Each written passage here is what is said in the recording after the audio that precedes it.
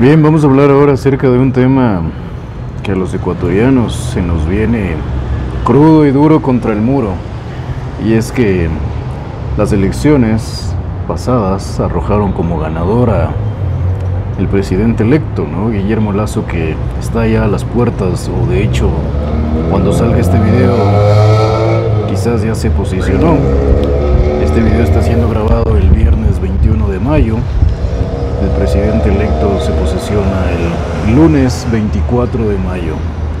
Batalla de Pichincha, por cierto, fecha simbólica para todos los ecuatorianos.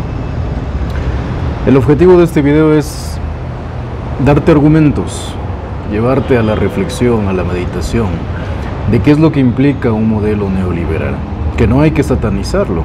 Simplemente hay que lograr un entendimiento con argumentos de qué es lo que implica, de qué es lo que conlleva, de qué es lo que propone, de qué es lo que contempla la aplicación de políticas públicas, económicas, tributarias, fiscales, sociales, de salud, etcétera, para la instrumentación de un sistema político.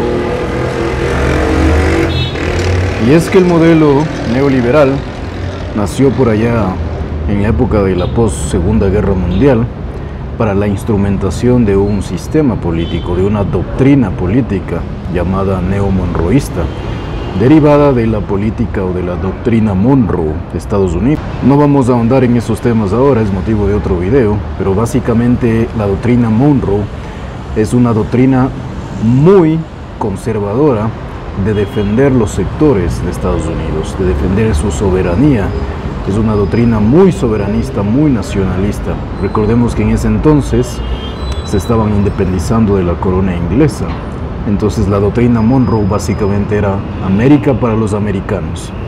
Esa doctrina Monroe fue derivada a una nueva doctrina Monroe, o el neo-monroísmo, que básicamente propone lo mismo, pero ahora desde la parte económica, que es defender los intereses, la soberanía, el nacionalismo americano de todas sus industrias, de todos sus sectores, desarrollarlos, potenciarlos y exportarlos hacia afuera, que conquisten los mercados internacionales.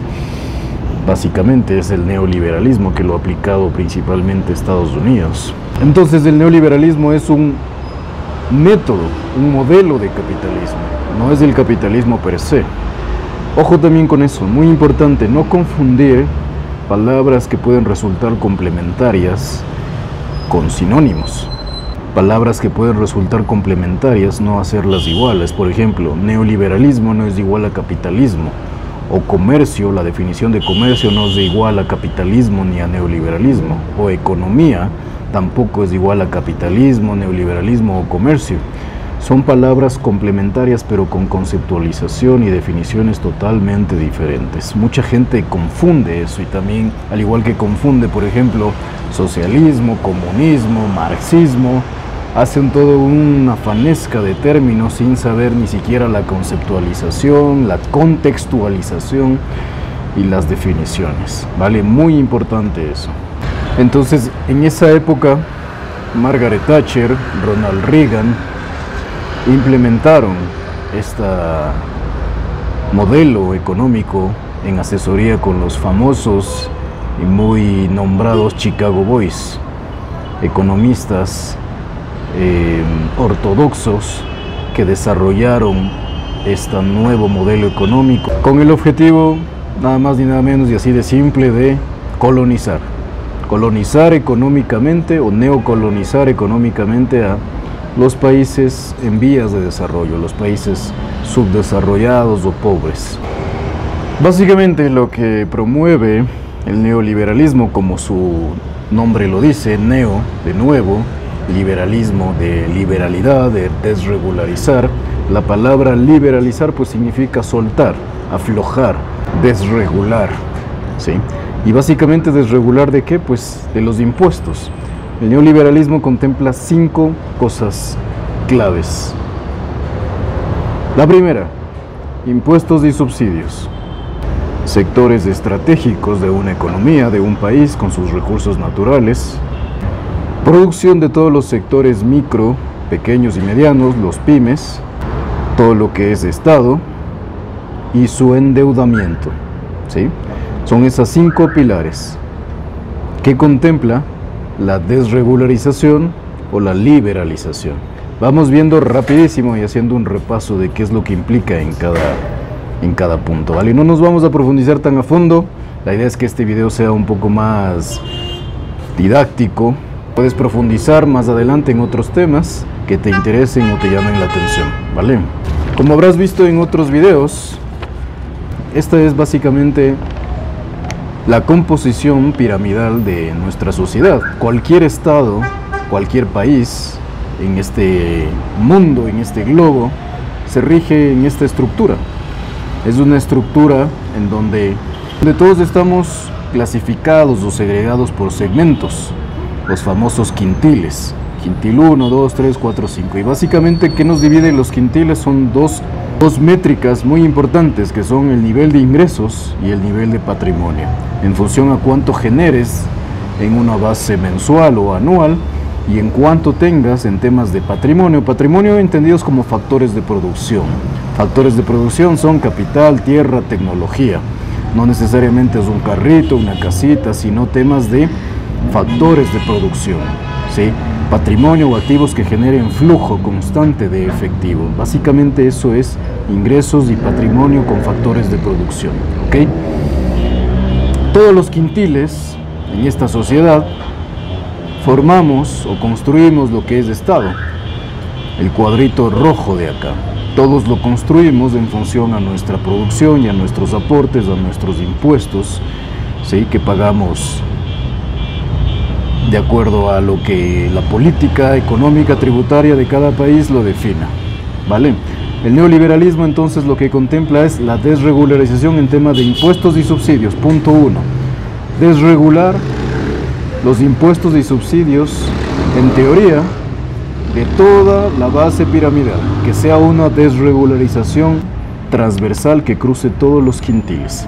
En la práctica lo que sucede es que desregulan a los sectores más poderosos, a los quintiles, al quintil 5 y hacia arriba de la pirámide, que son básicamente gigantes corporaciones, monopolios, oligopolios, que se ven beneficiados con la reducción de impuestos.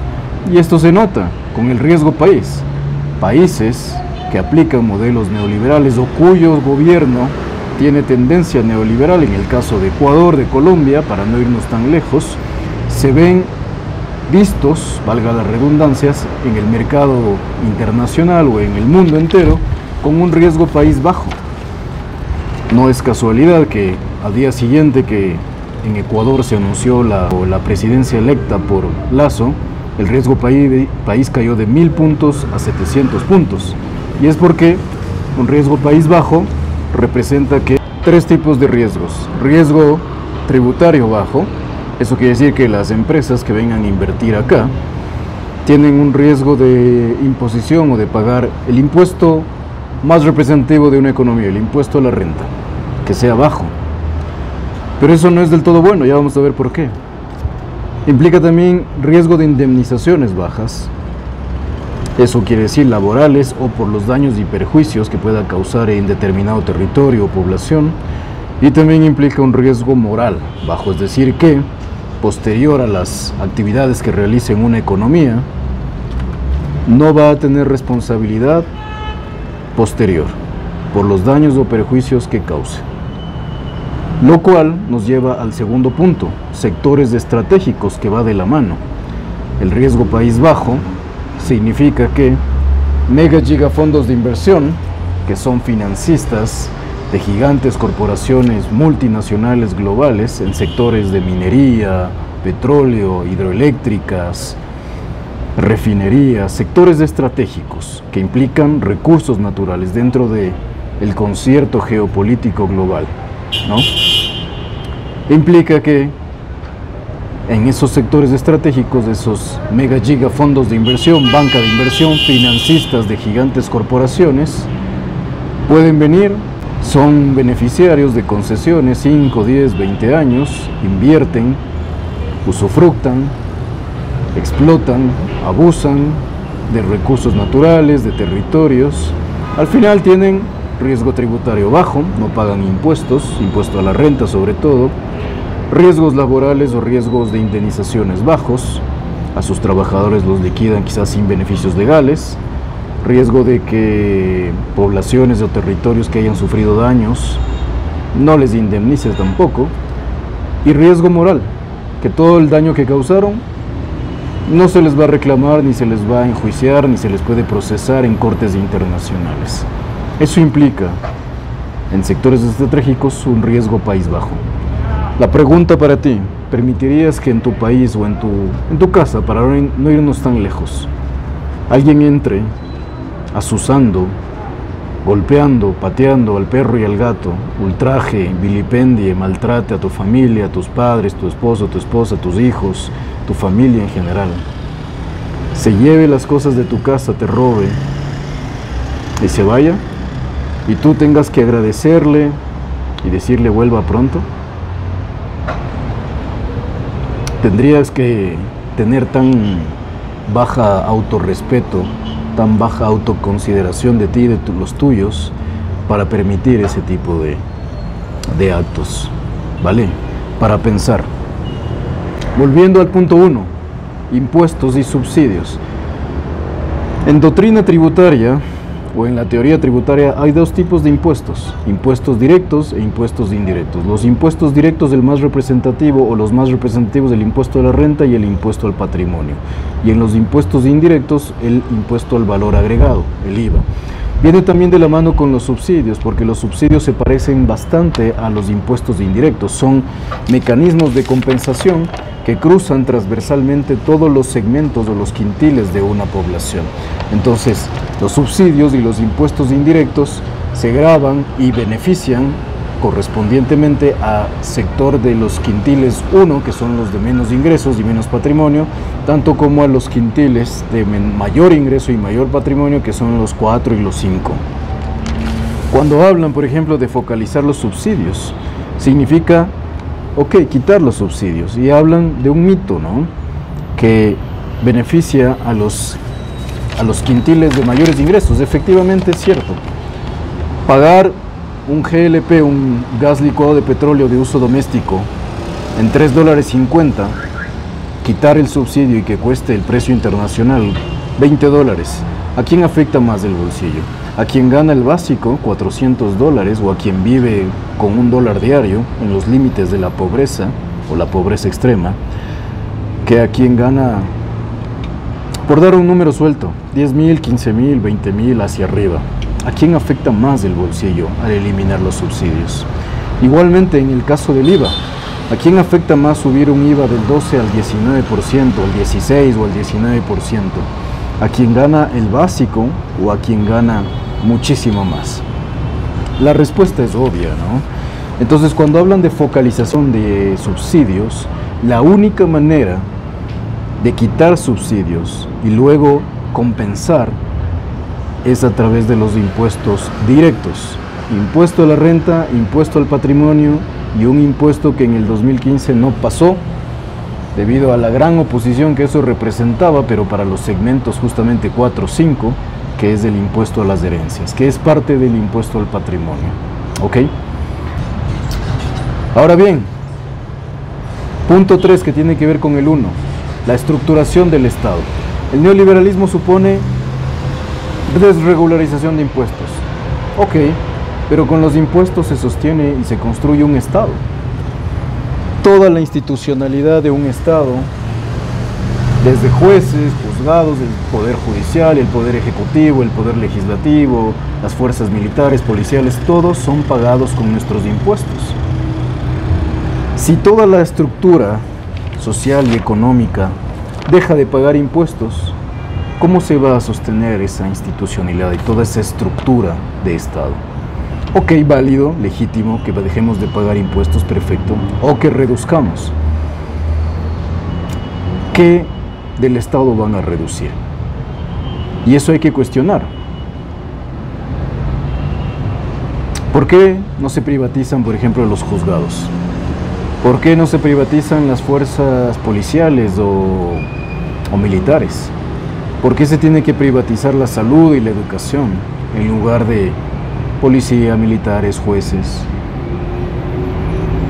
Para la gran mayoría de la población sería mucho mejor privatizar esos 3 servicios que nos da el Estado antes que los servicios de educación, salud y vivienda, que son necesidades básicas, ¿no? Desaparición del Estado. Desaparece el Estado y todo lo que el Estado nos provee pasa a manos del sector privado, que está bien, que es válido, que es legítimo. Muchos negocios o la gran mayoría de la economía se mueve en torno al sector privado. Yo mismo, perdón que hable en primera persona, desarrollo mis actividades en el sector privado. Pero los sectores estratégicos de un país, de una nación, contempla e implica activos productivos, públicos, colectivos, de todos, y nuestros recursos naturales. Esa es la sensibilidad de eso. Privaticen todo excepto los sectores estratégicos y los recursos naturales. El neoliberalismo implica y promueve eso. ¿Ok? Cuarto punto, producción de los sectores micropymes. El modelo capitalista neoliberal, como les dije, era un modelo que propugnaba el soberanismo y el nacionalismo de Estados Unidos. Es decir, que se promueve el desarrollo, el crecimiento de los sectores micro, pequeños y medianos de la economía de Estados Unidos, para que a través de esos sectores fortalecidos puedan exportar y colonizar otros países. Eso implica que esos otros países que se ven colonizados e inundados con productos americanos tengan una industria totalmente menoscabada, totalmente en detrimento. Entonces países como el nuestro, ecuatorianos, el de Colombia, por ejemplo, o el de todos los países de gran parte de la región, si aplica un modelo económico neoliberal, implica que todos sus sectores micropymes se ven menoscabados en su producción, volviendo la economía de un país importadora y consumista, antes que productora y exportadora. ¿Tú crees que está bien que seamos solamente importadores y consumistas?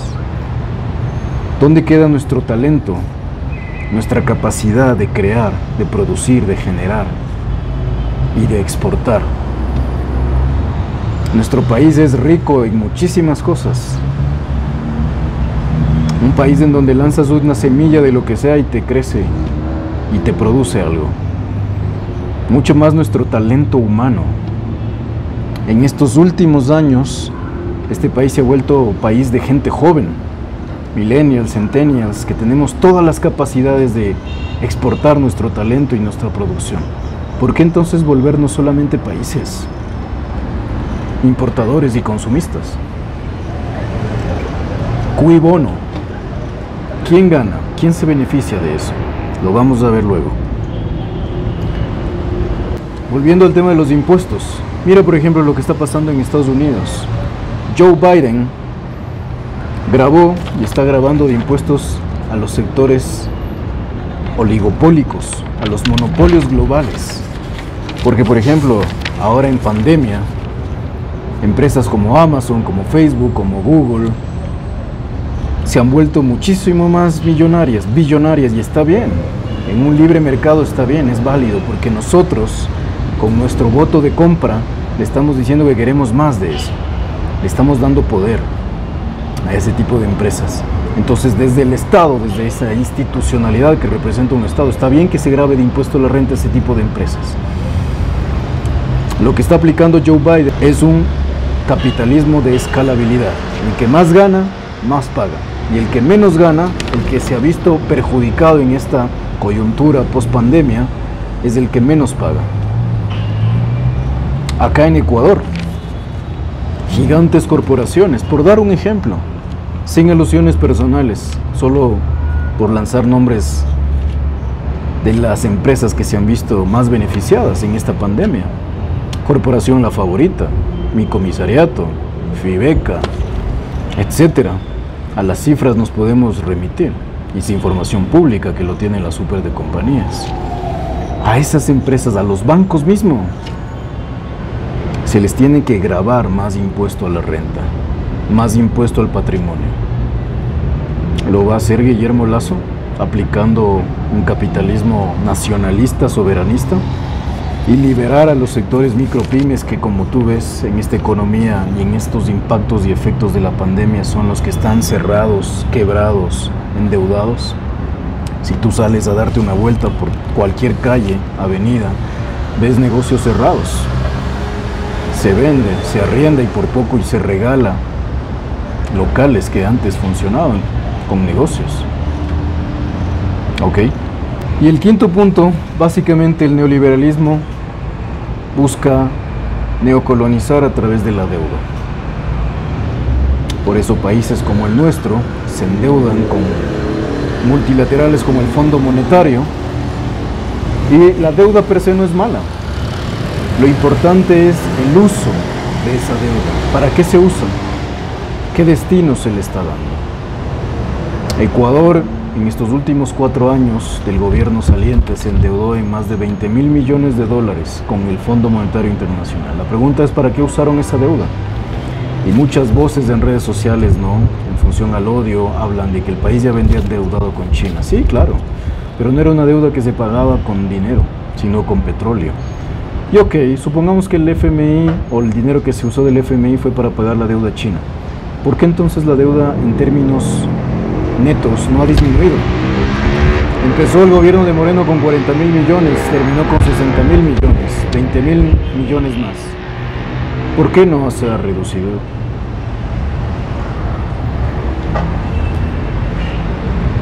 Y esa deuda, gran parte de esa deuda está en el exterior. Los bancos han privatizado la deuda pública, han vuelto capital privado la deuda pública. ¿Qué están haciendo con ese dinero? La respuesta es banca de inversión. JP Morgan, Chase Manhattan, Fidelity, Vanguard, toda la banca de inversión global, en donde no entra si no es con mínimo 1.000 millones de dólares. La banca tiene ese dinero por allá, y con la ley de defensa de dolarización lo que ha hecho es legalizar el no repatriar ese dinero acá y que más bien esté en el exterior. ¿Haciendo qué? Ganando mucha más rentabilidad de lo que recibirían si ponen ese dinero a girar o a circular en la economía doméstica con créditos productivos. De hecho, la banca local lo que da es créditos de consumo. Fomentan el consumismo y la importación en lugar de la producción y la exportación. No es casualidad que, por ejemplo, los créditos hipotecarios, la tasa de interés ha subido. ¿Te parece bien? ¿Qué clase de reactivación económica post-pandemia puede haber con ese tipo de políticas que están aplicando los bancos y el gobierno saliente de Moreno? Para ponerse a reflexionar. Finalmente, las señales están dadas. Quien crea en un optimismo iluso e ingenuo que el presidente Lasso va a cambiar las consecuencias de un gobierno desastroso como el de Moreno, pues estás sometido o sometida en un optimismo iluso, ingenuo, tóxico. Lo que se evidencia claramente es la continuidad de políticas neoliberales. Y hay muchas personas y muchos operadores políticos que están presentes en el gobierno de Moreno y que están presentes y van a estar presentes en el gobierno de Lasso. Nombres: Romo, Martínez, Pozo, etcétera, etcétera, etcétera. Muchos operadores políticos, propagandistas, pseudo periodistas que operan en las sombras, que asesoran y que sin duda garantizan la perpetuidad de este modelo económico. Las medidas están dadas, las señales están claras: subida de los precios de combustibles, subida de precios de tasas de interés, vuelta de los casinos, ya lo había anunciado. Ojo, los casinos es lavado. Ahora el nuevo refrán de Ecuador, en lugar de Ecuador ama la vida, va a ser Ecuador ama el lavado. Finalmente, si tú estás viendo este video, hay 99% de probabilidad que tú estés en los sectores, en los quintiles 1, 2 y 3, porque solo el 1% de la población está acá, y un capitalismo neoliberal privilegia a las empresas y personas naturales del 1%. Así que no celebres mucho la aplicación de un modelo capitalista neoliberal. Si aplicara un modelo soberanista, nacionalista, podríamos festejar el 99% de la población. Pero no es así. Así que bueno, para reflexionar, para meditar y para googlear, empaparte, no me creas, documéntate, lee, investiga y saca tus propias conclusiones, ¿vale? Ha sido un gusto y nos vemos en un próximo video.